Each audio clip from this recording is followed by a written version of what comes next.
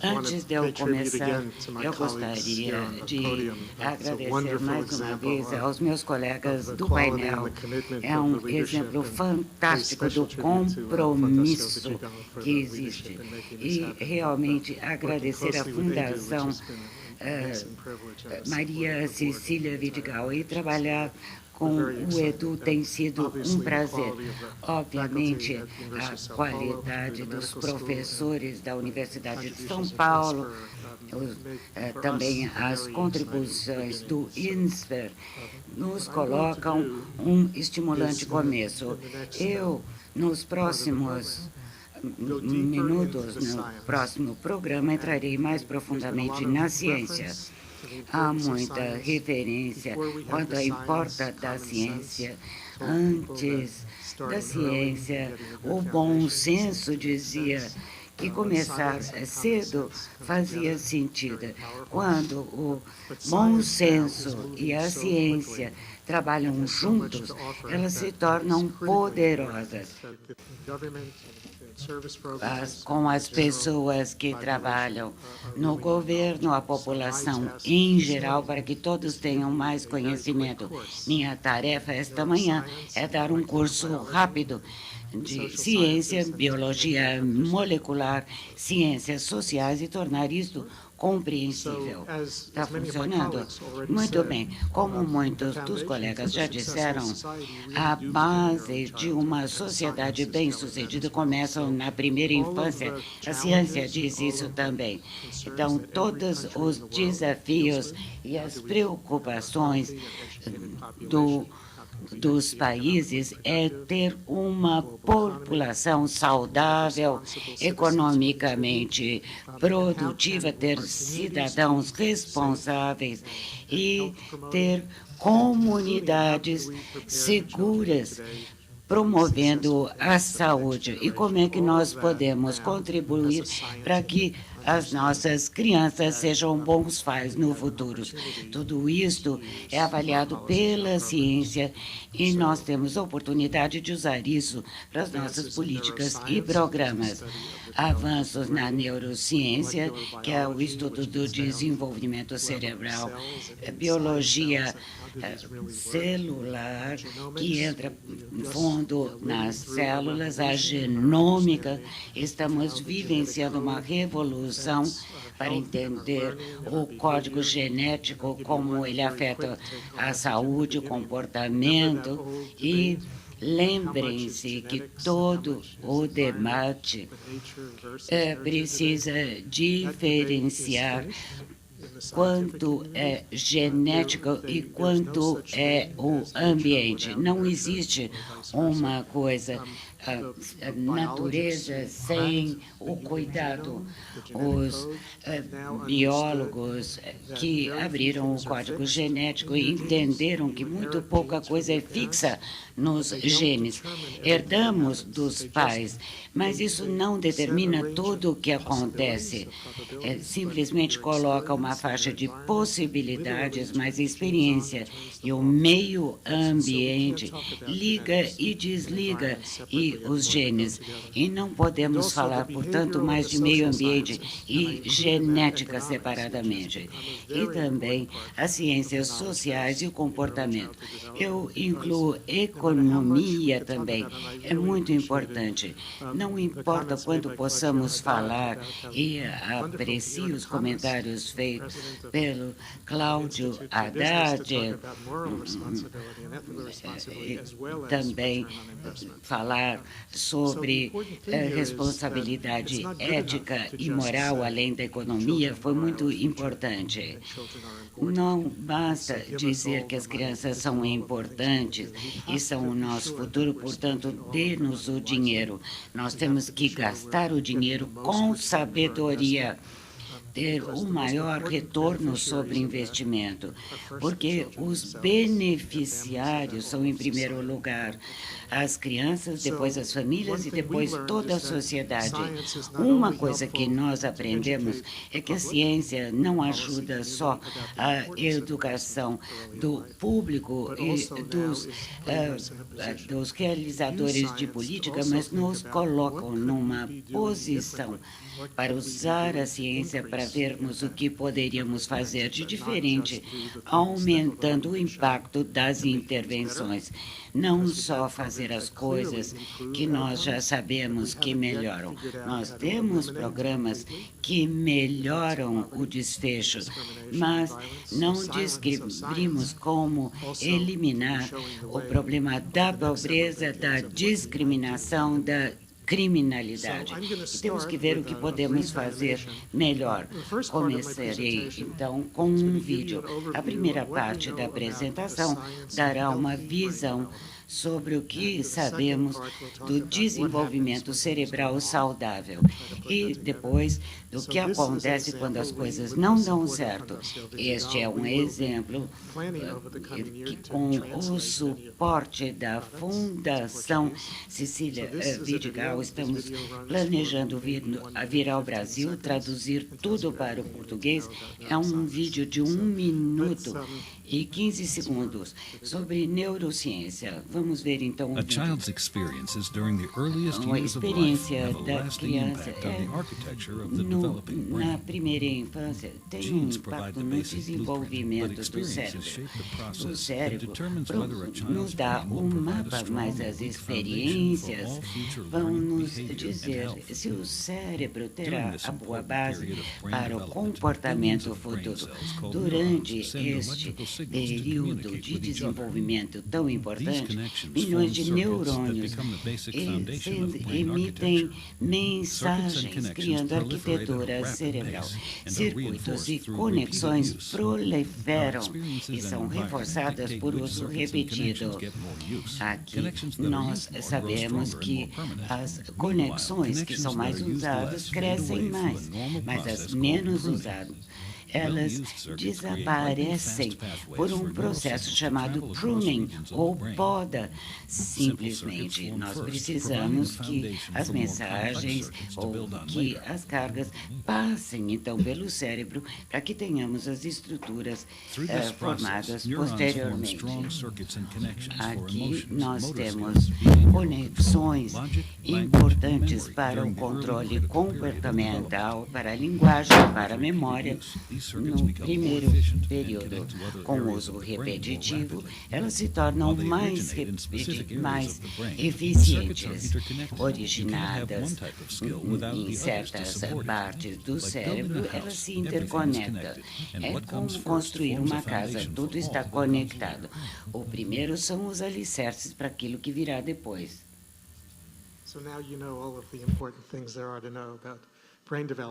Então, agora vocês viram algumas coisas sobre o desenvolvimento cerebral.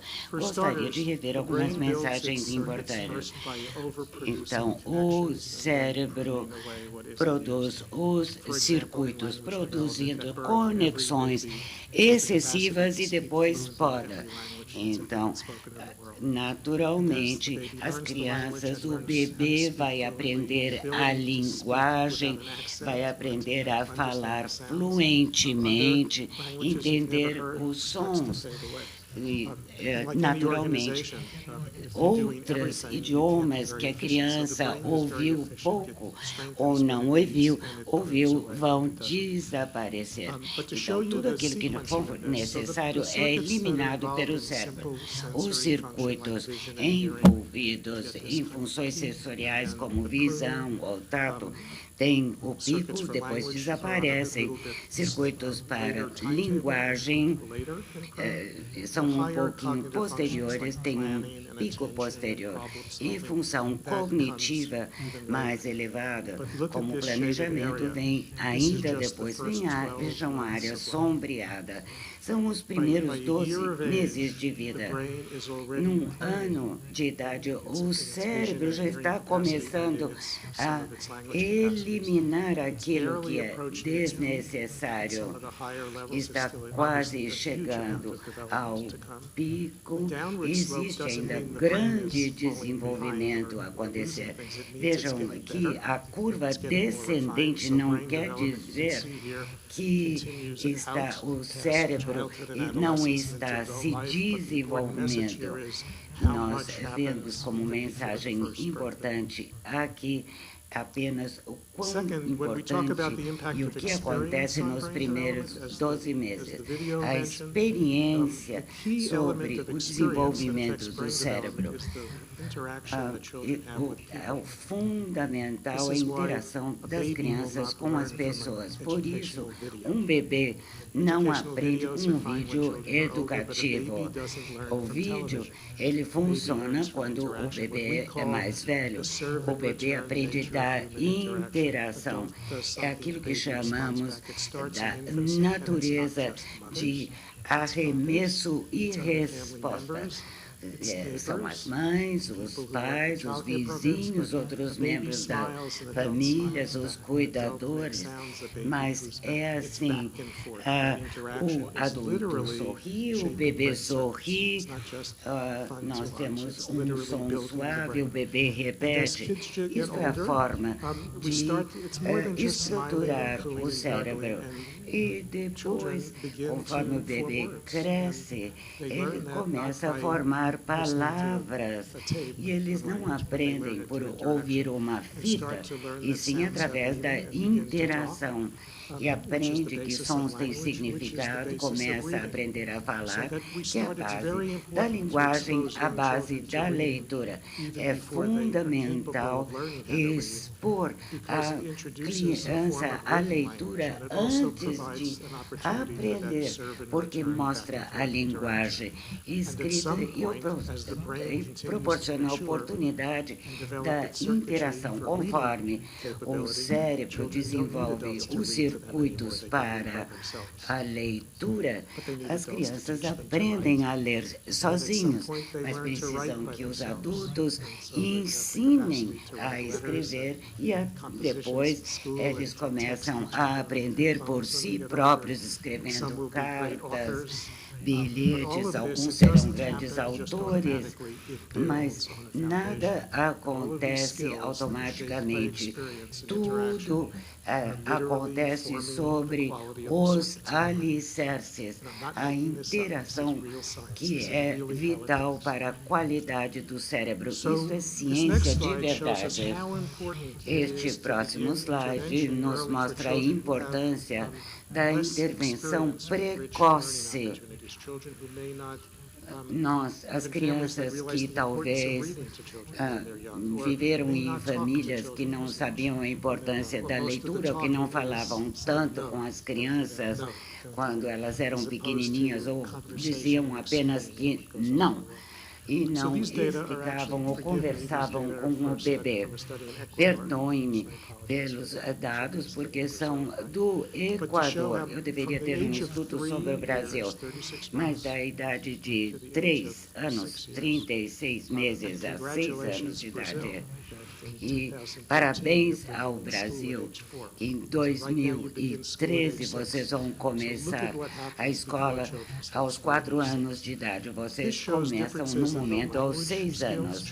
Vejam aqui as diferenças nas habilidades de linguagem, vocabulário, começando na idade de 13. Esse é o padrão do desenvolvimento de linguagem das crianças que vivem num percentil com maior poder aquisitivo.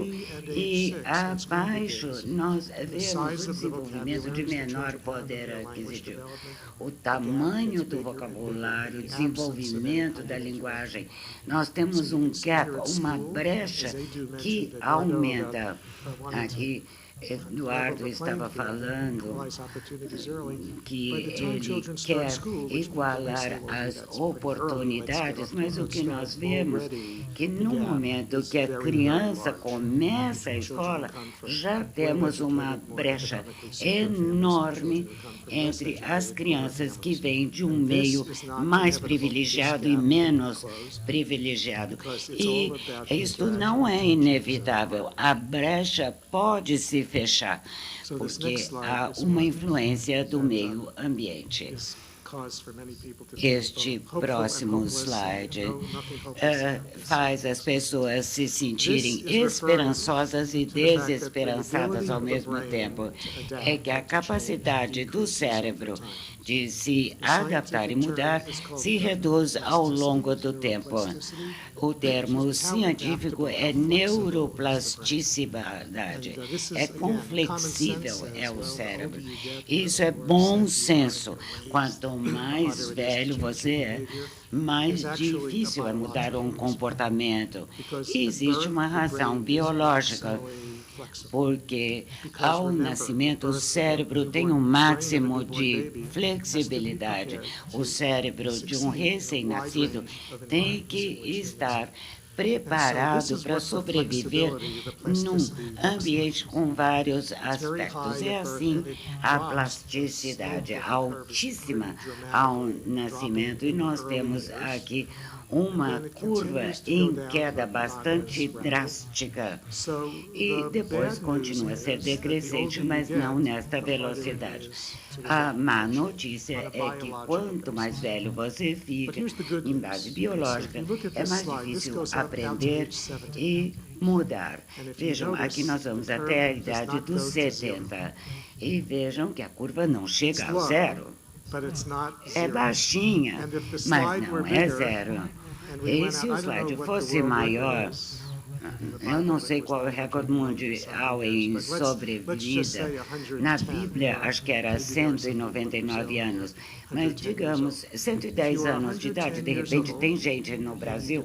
Se você tiver 110 anos de idade e não tiver demência, se tivesse alguém aqui no público, vai dar risada no final.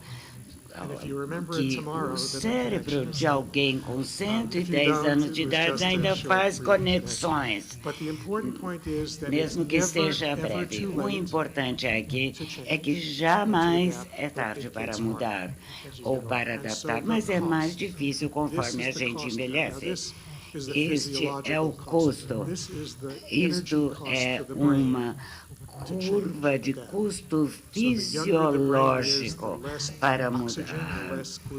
Então, quanto mais velho o cérebro, nós precisamos de um nível de energia metabólica mais baixa para funcionar.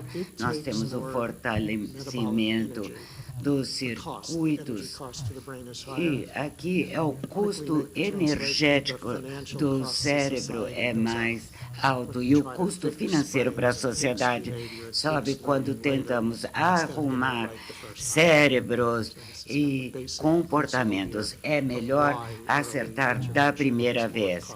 Por isso, a intervenção precoce é mais custo-eficaz, com melhores resultados. Bom, acabamos então o nosso curso rápido sobre desenvolvimento cerebral e vamos ver agora o que acontece quando as coisas dão errado, ou seja, há condições de adversidade significativas. Learning to deal with stress is an important part of healthy development. When experiencing stress, the stress response system is activated. Bom, o cérebro fica alerta, existe adrenalina que aumenta a frequência cardíaca e os níveis de hormônio. Quando se alivia o estresse ou a criança recebe ajuda de um adulto, a resposta então diminui e o corpo volta ao normal. Em situações graves, como abuso, negligência com as crianças, quando não há nenhum adulto para auxiliar na resposta ao estresse, ela é ativada, mesmo sem dano físico aparente. A falta de um adulto ajudando pode ativar o sistema de resposta de estresse. E a ativação constante desse sistema acaba sobrecarregando o sistema com consequências duradouras para a criança, conhecido como estresse tóxico, e acaba levando a uma resposta de estresse permanente, ou seja, a criança fica em estado de alerta permanente. E nas áreas dedicadas cerebrais da aprendizagem, ela acaba tendo menos ligações na arquitetura, e os hormônios, então, de estresse acabam reduzindo as conexões neuronais nessas áreas importantes do cérebro, quando, na verdade, deveriam estar se desenvolvendo. O estresse tóxico pode ser evitado se os ambientes onde as crianças crescem e se desenvolvem sejam estáveis e realmente receptivos.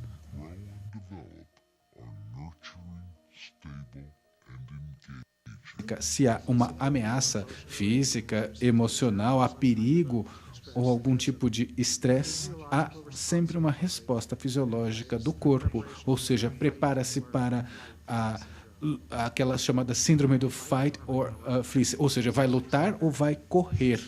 E é isso básico. Quando a gente viu um mamute, por exemplo, na época primitiva, ou lutaríamos ou fugiríamos. E isso é bom, esse estresse é importante. E eu, na verdade, gostaria de parar para que todos pensássemos na palavra estresse. Não estou me referindo ao que causa o estresse, e sim à reação do corpo ao estresse.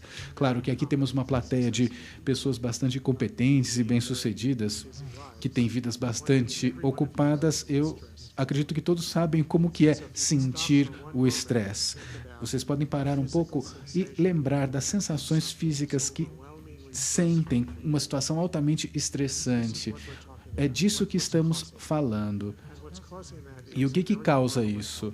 Uma resposta de saúde ruim, ou seja, alta frequência cardíaca, aumenta também o açúcar no sangue, os hormônios do estresse estão em altas taxas, passando por todo o corpo, através da corrente sanguínea. O sistema inflamatório está também ativado para combater a infecção, ou seja, você está preparado para lidar com ataque, com problemas físicos. Tem também a alta taxa de açúcar deixa um foco maior concentração, mas claro, não é para ficar assim o tempo todo. Se essas taxas ficarem todas altas durante o tempo, elas deixam de ajudar numa situação específica de estresse, mas se você pensar nessa situação de estresse o tempo todo do que só em momentos isolados, imagine como seria. Aí sim, não é bom, é terrível. Fisiologicamente, tudo que acontece, na verdade, deixa de ajudar, como no caso de uma emergência, e acaba desgastando o corpo. Tem esse efeito no corpo. E é o processo de desgaste físico mesmo das pessoas. E no cérebro também. Há partes do cérebro bastante sensíveis aos hormônios do estresse, como se mostrou na animação, e elas podem acabar matando células cerebrais. Há duas partes do cérebro bastante sensíveis a esses hormônios: o hipocampo, onde há a memória e os circuitos de aprendizagem que começam no início da vida, e no córtex pré-frontal, que também demora mais para se amadurecer, envolve planejamento, julgamento, resolução de problemas e autocontrole. As crianças que crescem em situações bastante difíceis, com falta de gerenciamento do comportamento, elas não conseguem controlar suas reações, não conseguem prestar atenção. Não é um problema de motivação, e há evidências de que os circuitos cerebrais eles foram quebrados pela resposta do hormônio do estresse. É importante falar que com as crianças da primeira infância há, claro, diferentes tipos de estresse. Do ponto de vista científico, definimos 3 tipos de resposta ao estresse. A primeira resposta é do estresse positivo, que é necessário que as crianças, claro, tenham essa experiência para aprender a lidar com ela, desenvolver mecanismos que os permita lidar com isso, de forma que o corpo aprende a lidar, primeiro, aumentar as taxas todas de resposta e depois diminuí-las. E isso acontece em todas as crianças. Ou seja, quando você diz para uma criança, você não pode comer o que você quer, ou você tem que descansar agora, não pode brincar. Tudo isso leva a estresse. O que é positivo nisso? É que os adultos ajudam as crianças a lidar com todo esse estresse e as ajudam a aprender a lidar. Ou seja, o próprio sistema de estresse deles vai aumentar ou diminuir. Depois, existe um segundo nível, um pouco mais grave. Não é mais o estresse. Você não pode comer 5 biscoitinhos agora. Não. É o estresse de, por exemplo, a morte de uma pessoa da família, um parente, ou de um acidente, ou ferida grave, ou um sobrevivente de um desastre natural, como um terremoto no Haiti ou no Chile, ou tsunami do Japão. Esse tipo de estresse é também o estresse de um ataque terrorista. A pergunta sempre é: como podemos ajudar as crianças a superar? Quem que vai ter problemas emocionais e quem vai se sair bem?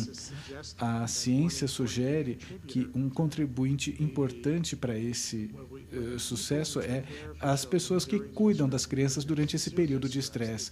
Ou seja, será que essas pessoas ajudam as crianças a se sentirem seguras, sentir que estão conseguindo lidar com a situação? Se isso ocorrer, o sistema de estresse volta aos níveis normais e acaba protegendo o cérebro. Não se trata apenas do cérebro, mas outros sistemas corporais. Essa resposta ao estresse elevada leva a alta frequência cardíaca e outras mudanças químicas que acabam se acelerando, por exemplo, a arteriosclerose, que leva à doença cardíaca. E esse sistema também mantém o nível de açúcar no sangue bastante alto, aumentando a probabilidade de diabetes. Agora falo da fronteira da ciência, ou seja, muitas perguntas ainda não respondidas, mas tem se tornado uma maneira de dizer que talvez agora entendemos que as crianças que cresceram em situação de pobreza, expostas à violência, têm mais doenças cardíacas quando ficam mais velhas e também diabetes e têm vidas menores. Aqueles que têm esse tipo de vida não têm a mesma expectativa de vida com aqueles que têm uma vida mais segura. Como a doutora Gracie falou, trata-se de saúde mental e física antes da aprendizagem.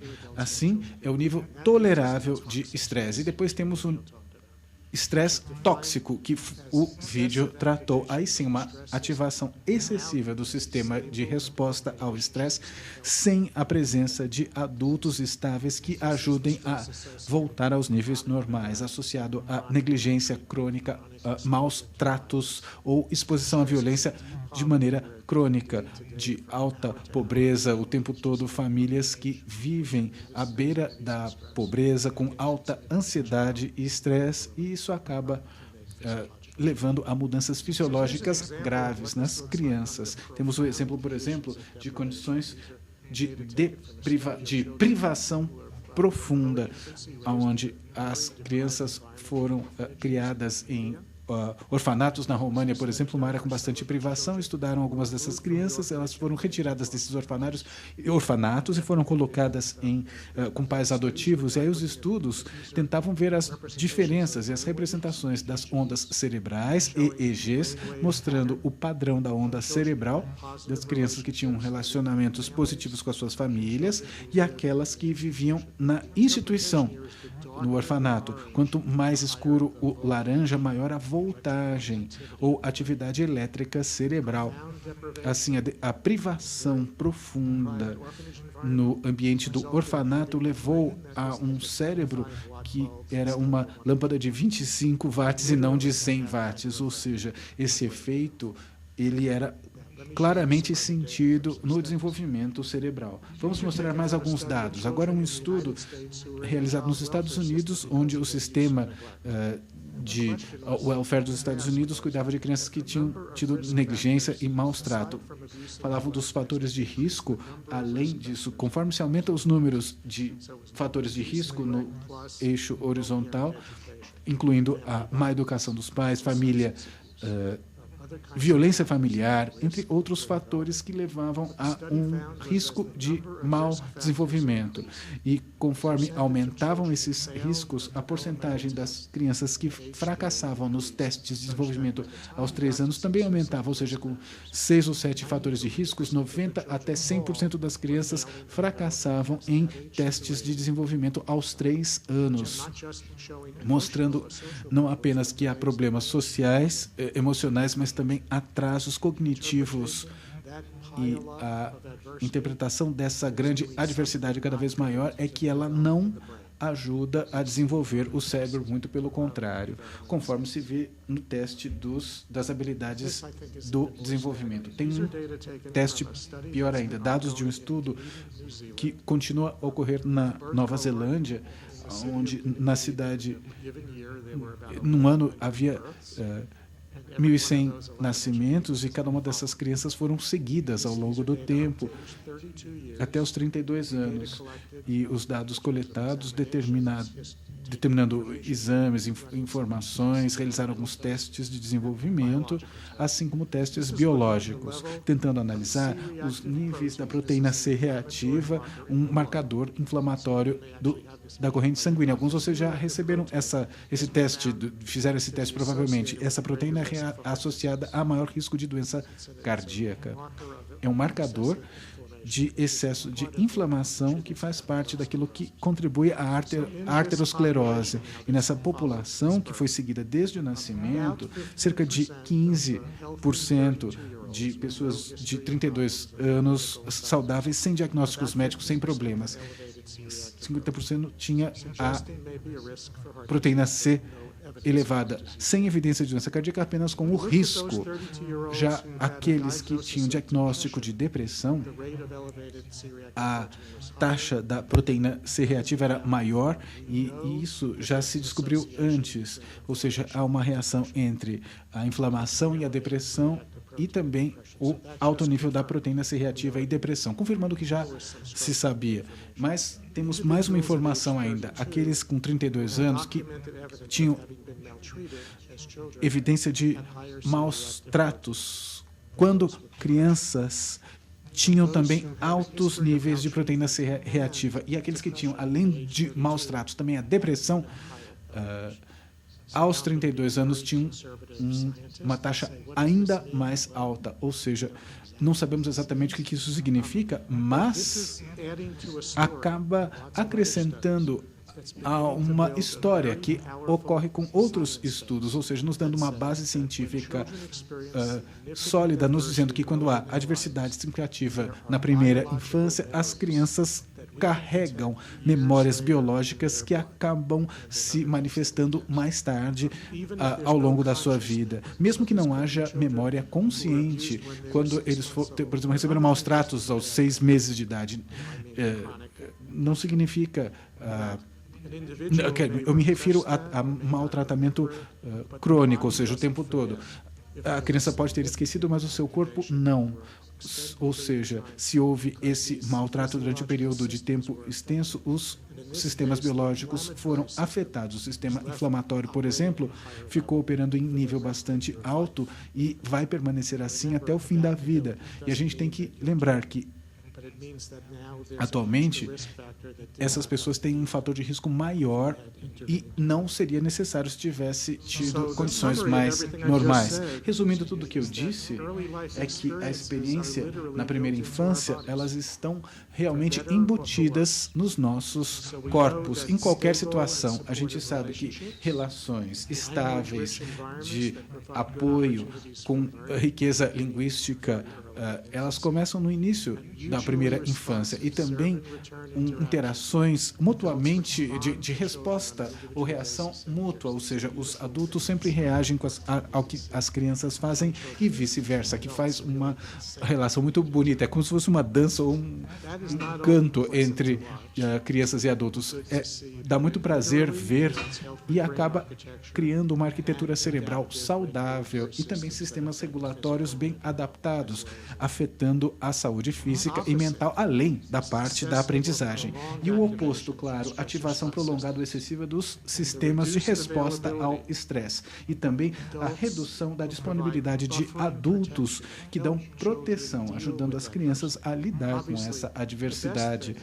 Claro que a maneira mais simples de ter uma população bem educada e saudável é dizer que vamos criar uma lei para não ter mais discriminação, não mais pobreza, etc, etc.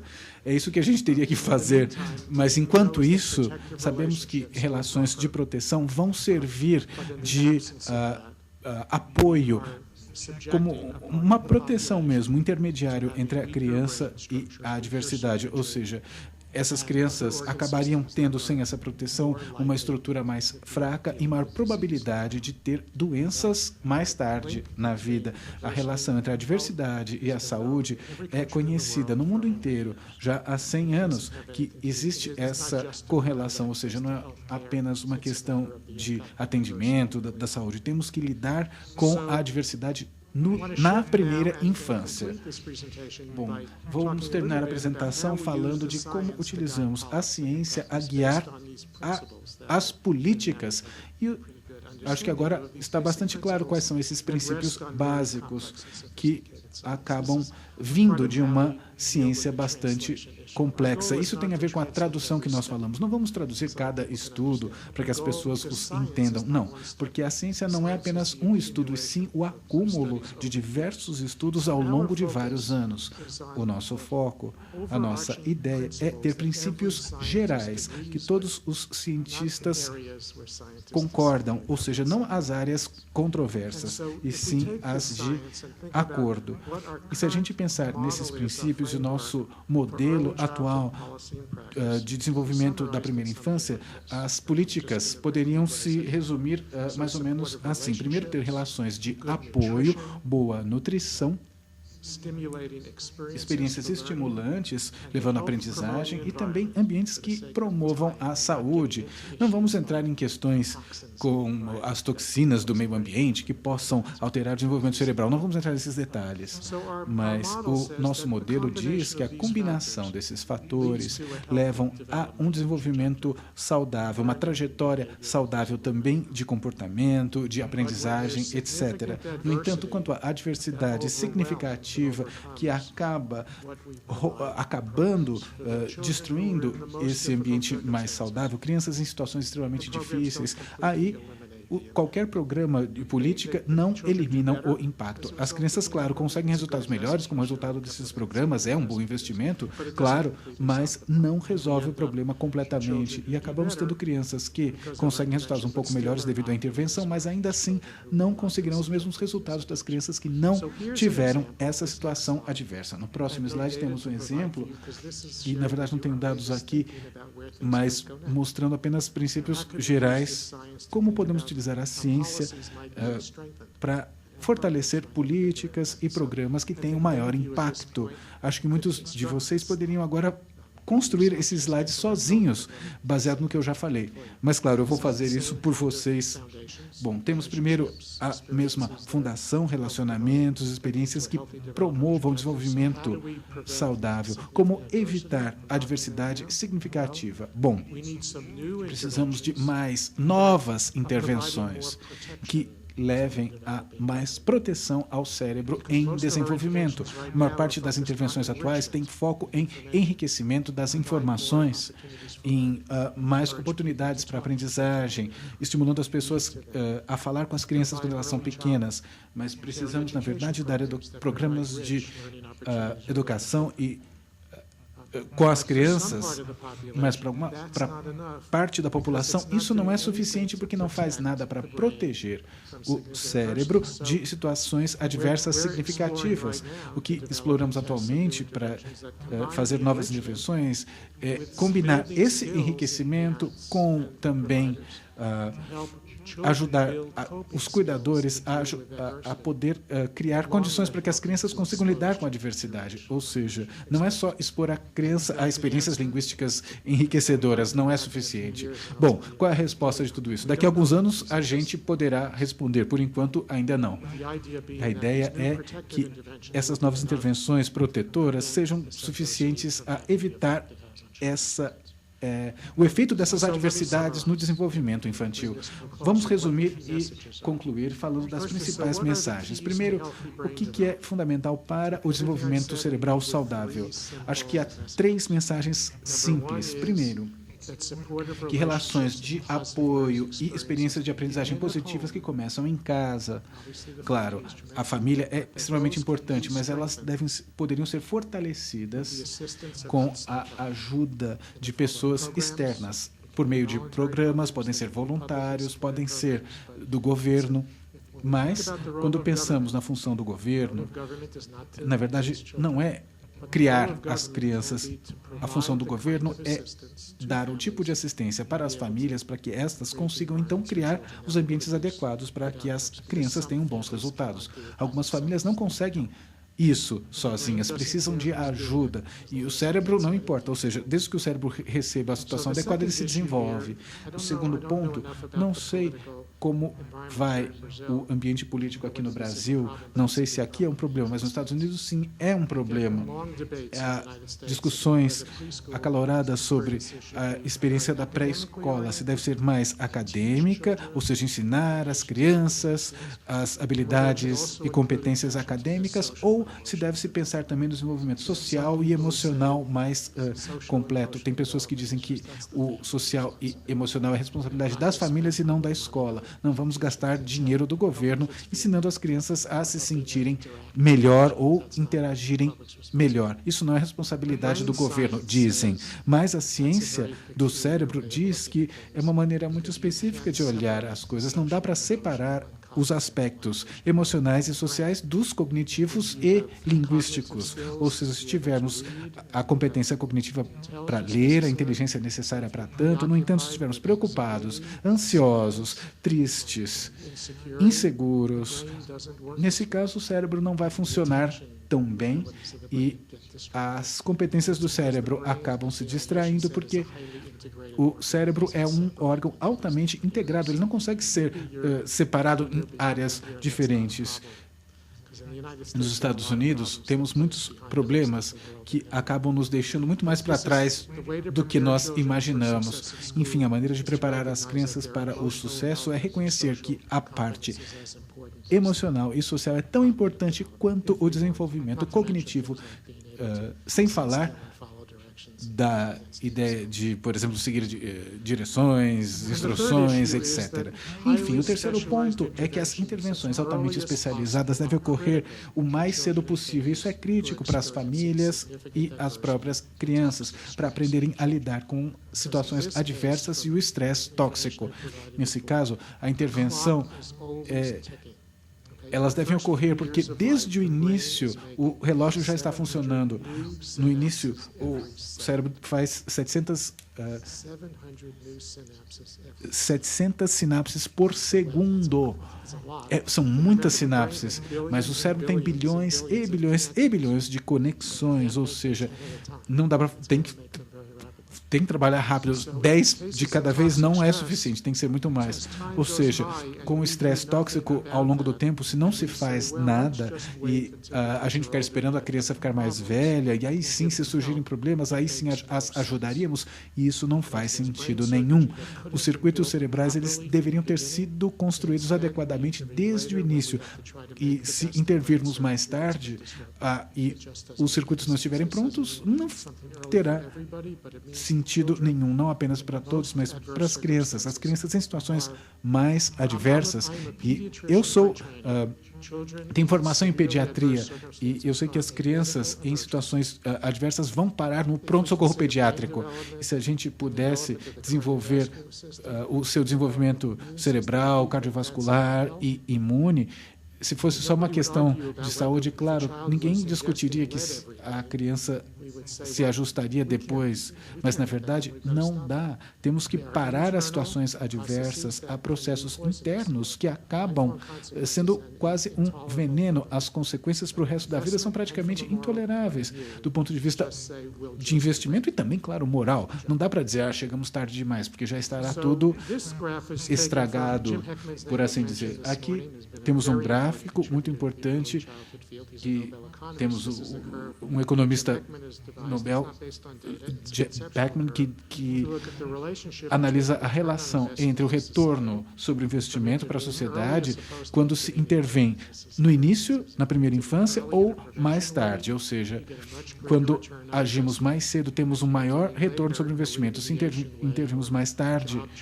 por exemplo, um programa de treinamento profissional ou na escola primária ou até secundária, menos. O retorno é muito menor. Não será zero, claro, mas é muito maior quando se age mais precocemente. Agora temos estudos de relação custo-benefício realizados nos Estados Unidos e serão apresentados em algum momento para o Brasil. Temos colegas da Universidade de São Paulo, por exemplo, que tratam disso. E primeiro, é um projeto chamado Abecedário, que começou nos anos 70, numa área rural na Carolina do Norte, nos Estados Unidos, e as crianças foram seguidas. Eram sempre estudos randomizados, estudos experimentais, e elas foram seguidas até os 21 anos, mostrando que o retorno sobre o investimento, a diferença entre o grupo de controle de tratamento até os 21 anos, o retorno era de mais $3 para cada dólar invertido.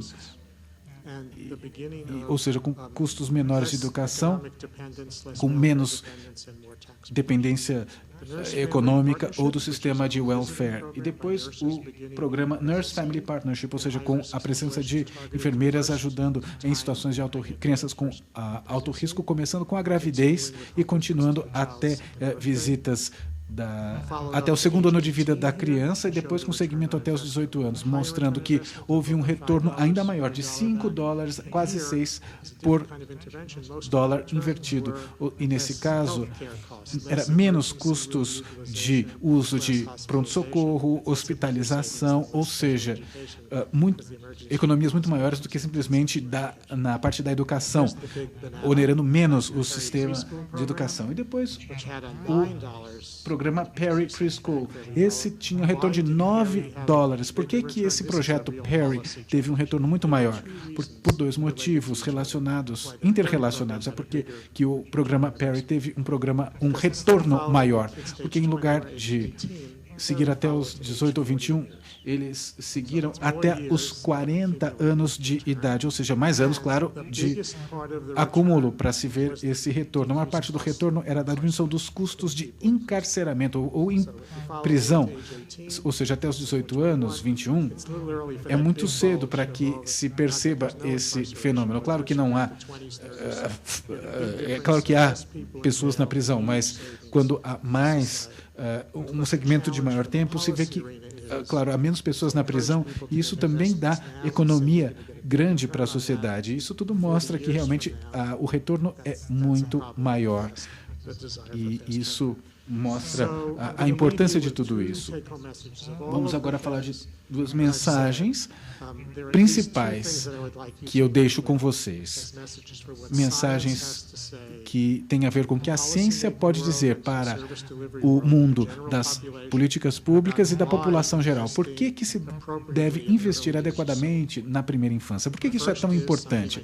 Primeiro, algo que disse antes, as primeiras experiências estão realmente embutidas dentro dos nossos corpos, em qualquer situação. Todos nós somos o produto de tudo o que aconteceu, que vivenciamos desde o momento da concepção até o presente.